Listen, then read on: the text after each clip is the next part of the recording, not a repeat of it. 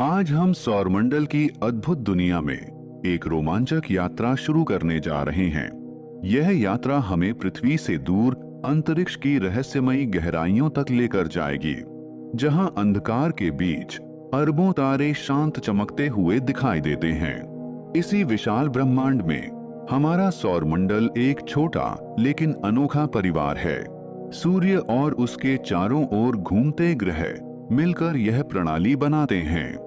लगभग 4 अरब वर्ष पहले गैस और धूल से इसकी शुरुआत हुई। गुरुत्वाकर्षण ने कणों को जोड़कर धीरे धीरे ग्रहों और सूर्य को जन्म दिया।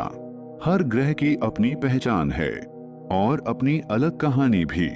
कुछ ग्रह आग जैसे गर्म हैं, जबकि कुछ हमेशा बर्फ में ढके रहते। वैज्ञानिक लगातार अंतरिक्ष को समझने के लिए नई खोजें करते जा रहे हैं। हमारी यात्रा शुरू होगी उस तारे से जो जीवन का स्रोत है। आइए अब करीब से देखते हैं सौरमंडल के केंद्र सूर्य को। सूर्य एक विशाल जलता हुआ तारा है जो ऊर्जा लगातार उत्पन्न करता है। यह सौरमंडल के कुल द्रव्यमान का लगभग 99% हिस्सा रखता है। इसके केंद्र में परमाणु संलयन अत्यधिक ऊर्जा और प्रकाश पैदा करता है। यहीं से निकलने वाली रोशनी पृथ्वी तक पहुंचने में 8 मिनट लेती है। सूर्य की गुरुत्वाकर्षण शक्ति सभी ग्रहों को उनकी कक्षा में बनाए रखती है। इसके बिना सौरमंडल की व्यवस्था पूरी तरह से टूट सकती थी। सौर तूफान कभी कभी अंतरिक्ष में शक्तिशाली ऊर्जा तरंगें भेजते हैं। ये तरंगें पृथ्वी के उपग्रहों और संचार प्रणालियों को प्रभावित कर सकती हैं। फिर भी सूर्य ही पृथ्वी पर जीवन के अस्तित्व का मुख्य कारण है। इसकी ऊर्जा से मौसम, हवाएं और महासागर सक्रिय रहते हैं। सूर्य लगातार जल रहा है और अरबों वर्षों तक चमकता रहेगा। अब चलते हैं सूर्य के सबसे निकट ग्रह बुध की ओर। बुध ग्रह सूर्य के सबसे पास स्थित छोटा और तेज गति वाला ग्रह है।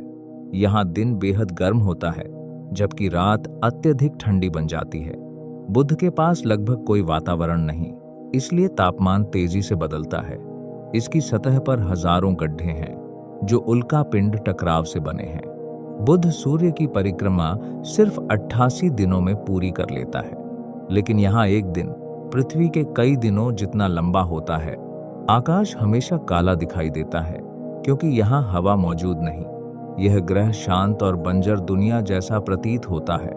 वैज्ञानिक अंतरिक्ष यानों से बुध की सतह का लगातार अध्ययन कर रहे हैं। अब आगे बढ़ते हैं चमकदार लेकिन खतरनाक ग्रह शुक्र की ओर। शुक्र को अक्सर पृथ्वी का जुड़वा कहा जाता है। आकार लगभग समान होने के कारण, लेकिन इसकी सतह अत्यधिक गर्म है और जीवन के लिए असंभव मानी जाती। घने बादल पूरे ग्रह को ढकते हैं, जिससे सतह दिखाई नहीं देती। यहाँ सल्फ्यूरिक अम्ल के बादल लगातार जहरीला वातावरण बनाते रहते हैं। शुक्र का तापमान इतना अधिक है कि धातुएं भी पिघल सकती हैं। यह ग्रह अन्य ग्रहों के विपरीत दिशा में धीरे धीरे घूमता है। यहाँ सूरज पश्चिम से उगता हुआ दिखाई देता है, जो बेहद अनोखा है। ग्रीनहाउस प्रभाव ने इसे सौरमंडल का सबसे गर्म ग्रह बना दिया। अंतरिक्ष यानों ने इसकी सतह पर ज्वालामुखी और विशाल मैदान खोजे हैं। अब लौटते हैं अपने घर, नीले ग्रह पृथ्वी की ओर। पृथ्वी अब तक ज्ञात ब्रह्मांड में जीवन वाला एकमात्र ग्रह मानी जाती है। यहाँ पानी तरल रूप में मौजूद है, जो जीवन के लिए आवश्यक है। पृथ्वी का वातावरण हमें हानिकारक विकिरण और उल्काओं से बचाता है। महासागर ग्रह की सतह का लगभग 70% भाग ढकते हैं। चंद्रमा पृथ्वी का प्राकृतिक उपग्रह है, जो ज्वार भाटा नियंत्रित करता है।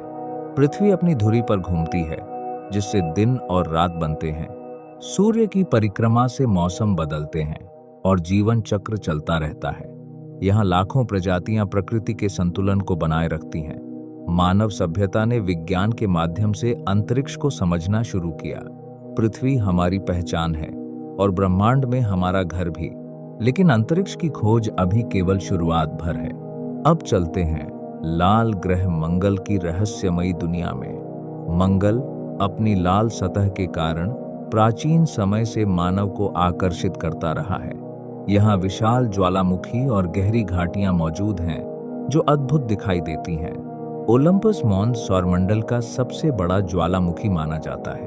वैज्ञानिकों को यहाँ प्राचीन जल प्रवाह के प्रमाण मिल चुके हैं। संभव है कि अतीत में मंगल पर सूक्ष्म जीवन मौजूद रहा हो।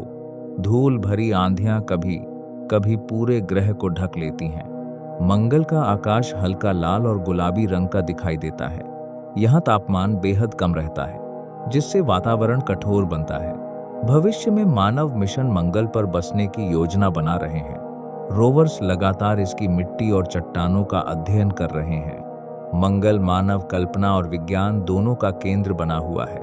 अब आगे हैं सौरमंडल के विशाल गैस दानव ग्रह। बृहस्पति सौरमंडल का सबसे बड़ा ग्रह है, जिसका आकार बेहद विशाल है। यह मुख्य रूप से गैसों से बना है, इसलिए इसकी ठोस सतह नहीं। महान लाल धब्बा एक विशाल तूफान है जो सदियों से सक्रिय है। बृहस्पति के दर्जनों चंद्रमा हैं, जिनमें गैनीमीड सबसे बड़ा है। इसकी शक्तिशाली गुरुत्वाकर्षण शक्ति कई उल्काओं को अपनी ओर खींचती है। वैज्ञानिक मानते हैं कि यह पृथ्वी को टकरावों से बचाने में मदद करता है। इसका चुंबकीय क्षेत्र अत्यंत शक्तिशाली और खतरनाक माना जाता है। बृहस्पति तेज गति से घूमता है, जिससे इसकी सतह पर धारियां बनती हैं। यह ग्रह एक असफल तारे जैसा माना जाता है। इसके भीतर अत्यधिक दबाव और तापमान मौजूद है। बृहस्पति का दृश्य अंतरिक्ष से अत्यंत भव्य दिखाई देता है। अब चलते हैं सुंदर छल्लों वाले ग्रह शनि की ओर। शनि अपने शानदार छल्लों के कारण सौरमंडल का सबसे सुंदर ग्रह माना जाता है। ये छल्ले बर्फ, धूल और पत्थरों के असंख्य टुकड़ों से बने हैं। शनि गैस से बना हल्का ग्रह है, जिसकी घनता बहुत कम है। कल्पना करें तो यह विशाल पानी में तैर भी सकता है। टाइटन इसका सबसे बड़ा चंद्रमा है, जहां घना वातावरण मौजूद है। यहाँ झीलें हैं, लेकिन वे पानी नहीं बल्कि मीथेन से भरी हैं। शनि के तूफान और हवाएं अद्भुत पैटर्न बनाते रहते हैं। अंतरिक्ष यानों ने इसके छल्लों की अद्भुत संरचना का अध्ययन किया। यह ग्रह खगोल विज्ञान प्रेमियों के लिए हमेशा आकर्षण का केंद्र रहा है। अब आगे बढ़ते हैं बर्फीले दानव ग्रहों की ओर। अरुण ग्रह अपनी धुरी पर लगभग झुका हुआ घूमता है। ऐसा लगता है जैसे यह अंतरिक्ष में लुढ़कते हुए आगे बढ़ रहा हो। यह एक बर्फीला गैस दानव है, जहां तापमान अत्यंत कम रहता है। यहाँ सूर्य की रोशनी बहुत कमजोर दिखाई देती है। अब आते हैं सौरमंडल के सबसे दूर ग्रह वरुण पर। वरुण पर हवाएं ध्वनि की गति से भी तेज चलती हैं। इसका नीला रंग वातावरण में मौजूद मीथेन गैस के कारण है। यह ग्रह अंधेरे और ठंड से भरी रहस्यमयी दुनिया जैसा है। यहाँ एक वर्ष पृथ्वी के 165 वर्षों के बराबर होता है। सूर्य यहाँ आकाश में एक चमकदार तारे जैसा दिखाई देता है। इन ग्रहों के बाद काइपर बेल्ट नामक क्षेत्र शुरू होता है। यह बर्फीले पिंडों और छोटे खगोलीय वस्तुओं से भरा हुआ है। यहीं स्थित है प्लूटो, जिसे अब बौना ग्रह माना जाता है। कभी इसे सौरमंडल का 9वां ग्रह माना जाता है। प्लूटो की कक्षा अन्य ग्रहों से अलग और अनोखी है। यह क्षेत्र सौरमंडल की बाहरी सीमा को दर्शाता है। इसके आगे अंतरतारकीय अंतरिक्ष की शुरुआत होती है। अब हमारी यात्रा अपने अंतिम चरण की ओर बढ़ रही है। सौरमंडल केवल ग्रहों का समूह नहीं, बल्कि समय की कहानी भी है।